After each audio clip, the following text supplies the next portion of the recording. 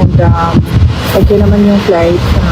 Medyo nakakapagod lang talaga yung biyahe kasi 16 hours na total flight time. Hi!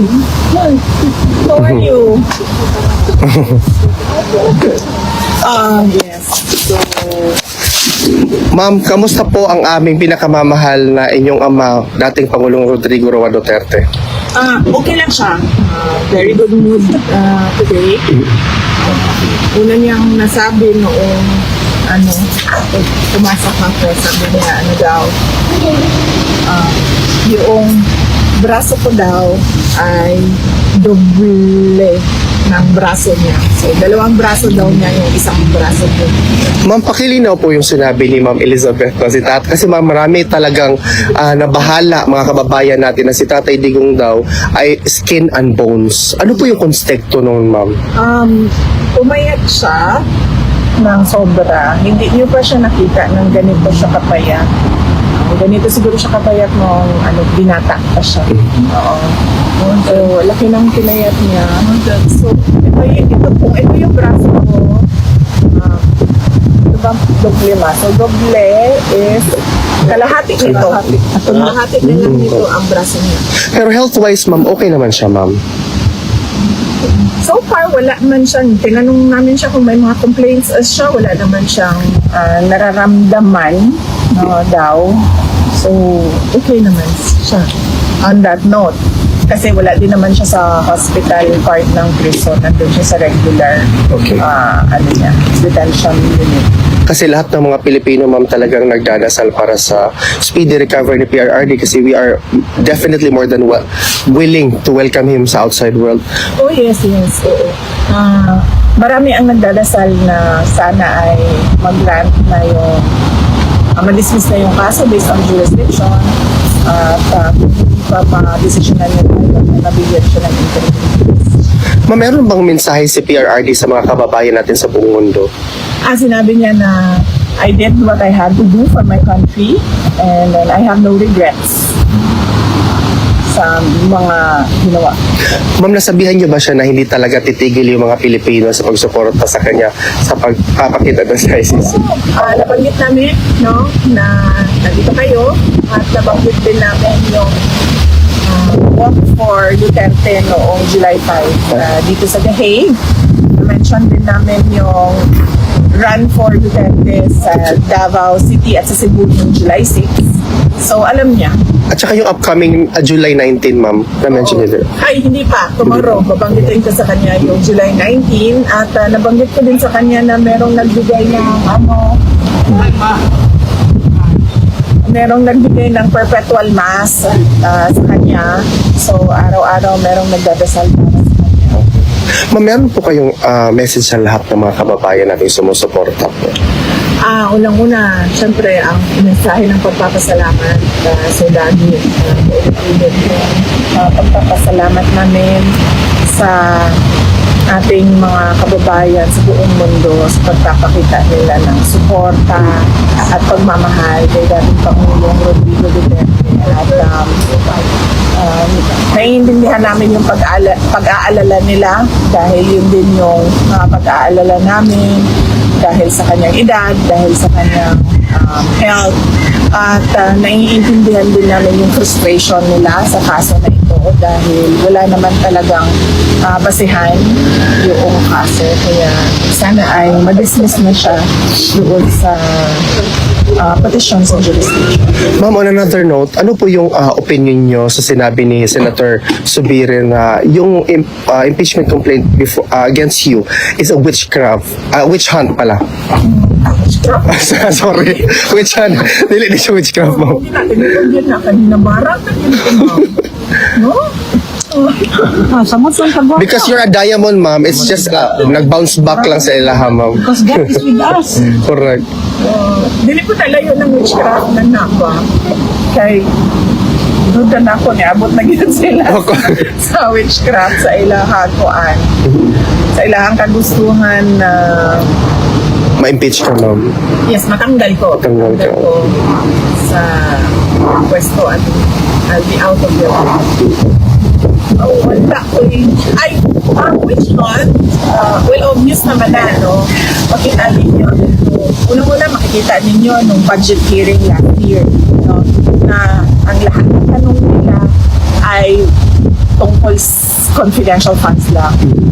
Meron lang silang inutusan na magtanong konti about sa budget proposal ng OVP na wala namang confidential funds, pero lahat ng tanong nakikita nyo, nagbabasa sila ng script at lahat yon confidential funds.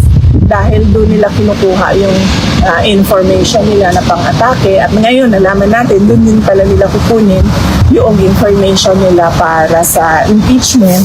At kung maalala ninyo, ang presiding member ng House noon ay si Stella Kimbo at sinabi niya talaga on record na let's stick to our plan.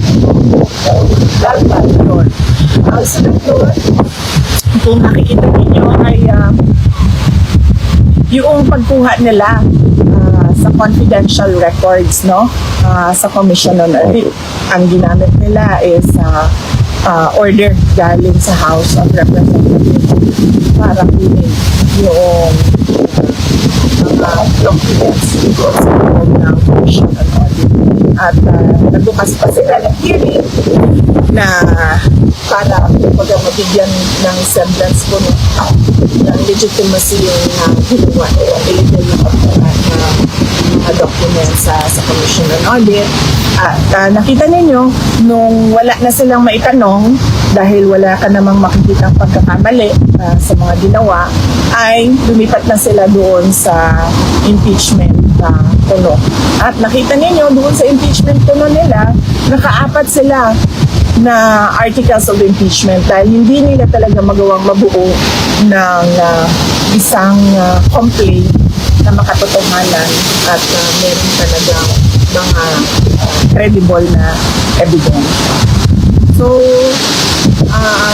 hindi na yan siya lingid sa kaalaman ng karamihan sa ating mga kababayan.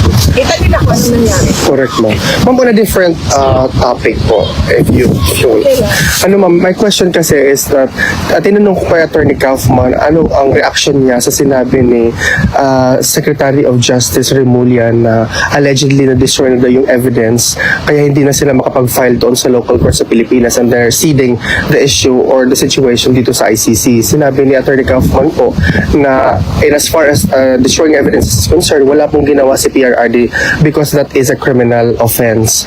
Ano po yung reaction ninyo, ma'am, sa statement ni Secretary Remulla na wala na daw evidence? A lot of Filipinos are thinking, if there are no evidence in the Philippines, what kind of evidence will be presented before the ICC?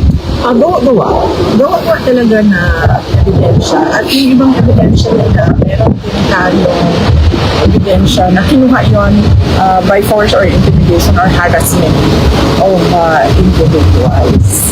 So, makikita din natin yun soon, very soon. Thank you, VP. Will you be attending the SONA, VP? Of course not.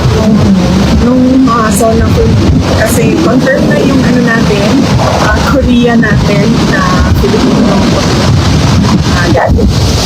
Bukod po dito sa The Hague, do you intend to visit other places in Europe on this trip? Wala po. Dito lang kami sa Hague, sa duration ng duty ko. So, July, ano ba ako? Kailan ko naman July 5 hanggang July 23 yung sa akin. And then, darating sa susunod si Manila. So actually, dito po kayo sa SONA, no? You will be here. You'll be out of the country. Hindi. Oo. Kasi July 23 ako alis. So, dito lang kami. And, kasi, inaano namin yung 4 days a week na kasi yung bisita.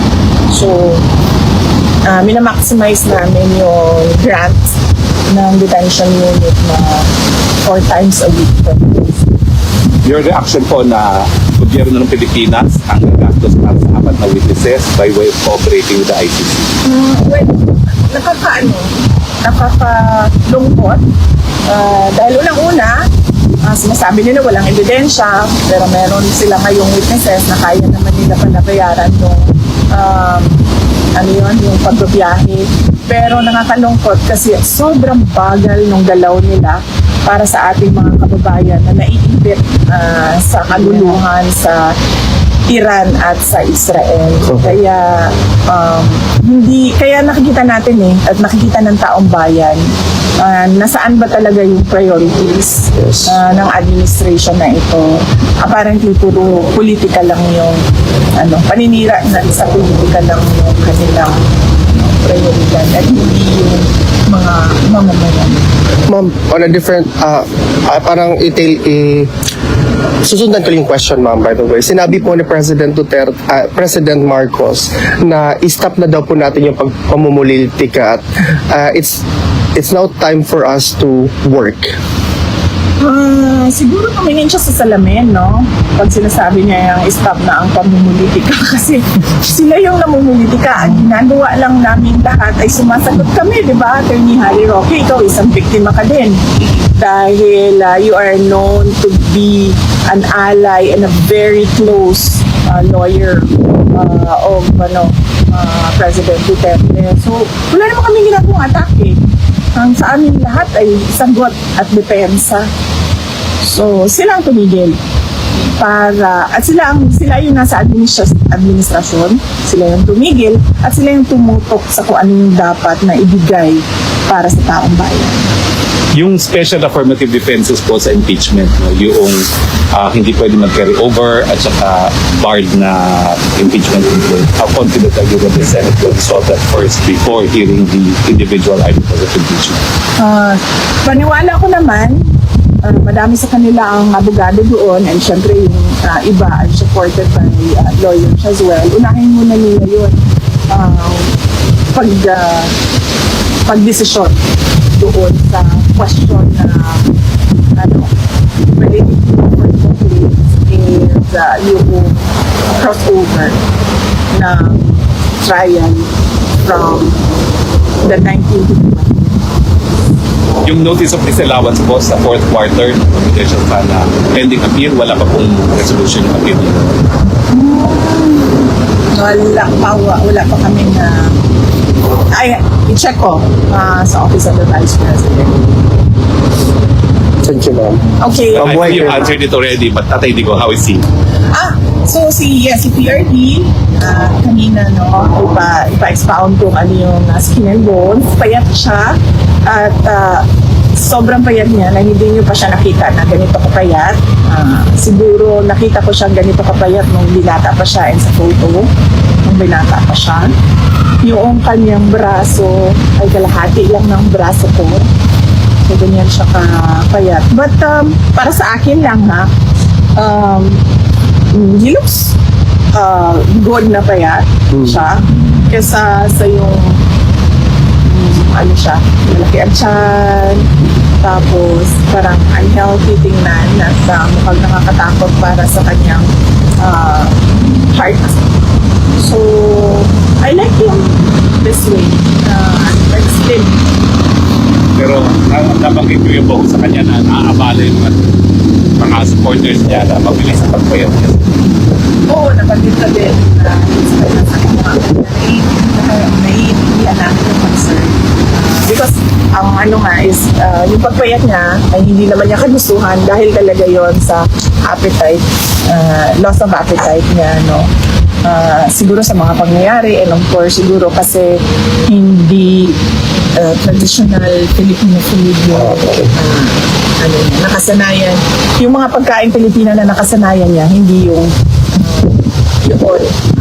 meron dito para sa kanila. At one more last question po, Lisa. Nabalitaan niyo po ba yung unity walk namin yung July 5? Yes, oo. Nakita ko din yung videos. Nabanggit ko din. 7 kilometers. Pumayat ako. Nabanggit ko din kay House na. dating Pangulong Duterte yung Unity Walk July 5 dito sa The Hague. At nabanggit ko din yung Run for Duterte, yung fun run sa Davao City at sa Cebu noong July 6. And alam din po niya sa 19. Sa 19, bukas po, napag-meeting na sa kanya kanina. Kasi nag-updating lang ako kung anong mga nangyari. So, mag-update ako kung ano yung mga future na mangyayari bukas.